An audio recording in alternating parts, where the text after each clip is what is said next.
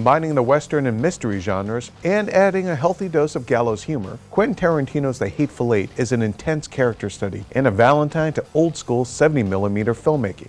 Largely set inside a frontier post called Minnie's Haberdashery, the story finds 8 strangers stuck together during a blizzard, some of whom harbor dark secrets and violent intent. 2 of them are bounty hunters, 1 a prisoner off to her execution, 2 are former Confederates, and the other 3 are outsiders who may not be all that they seem. Westerns weren't always just shoot-'em-ups, as a film buff like Tarantino knows. The Westerns of the Cold War era smuggled in political messages too, and The Hateful Eight embraces that tradition. The film is very much about race relations in America, its post-Civil War setting allowing for an exploration of some very timely issues. As the sole African-American character among the lead roles, Samuel L. Jackson's Major Marquis Warren is a true badass, whose interactions with the white characters become central to the story. At one point he becomes a bit of a frontier Sherlock Holmes, as he starts piecing together whose stories and behavior don't ring true. You can imagine then how these largely racist white characters react to this armed black man's investigation. This is arguably Tarantino's most nuanced and adult tale yet.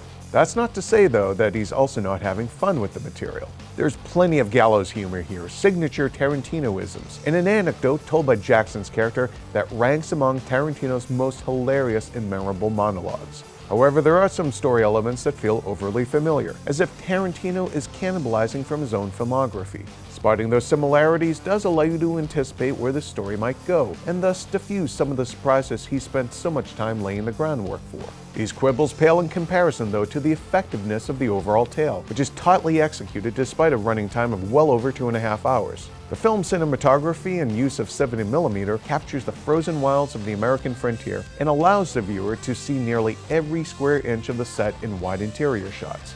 Also great is the tense and haunting score by legendary spaghetti western composer Ennio Morricone. The main cast is stellar, with Jackson and Walton Goggins being the standouts, and Jennifer Jason Leigh likely landing herself an Oscar nomination for her feral, remorseless turn as the murderous Daisy Domergue. Armed with a viciously funny and tense story, Quentin Tarantino's The Hateful Eight is as brutal in its insights into race relations and human nature as it is in its depiction of violence and the Wild West. It's one of Tarantino's finest films, and among the best movies of 2015. For more movie reviews, keep it here on IGN. Anywho, I'm just trying to let y'all know how grateful I am. I was a goner, and y'all saved me. You want to show me how grateful you are? Get in there! Shut up!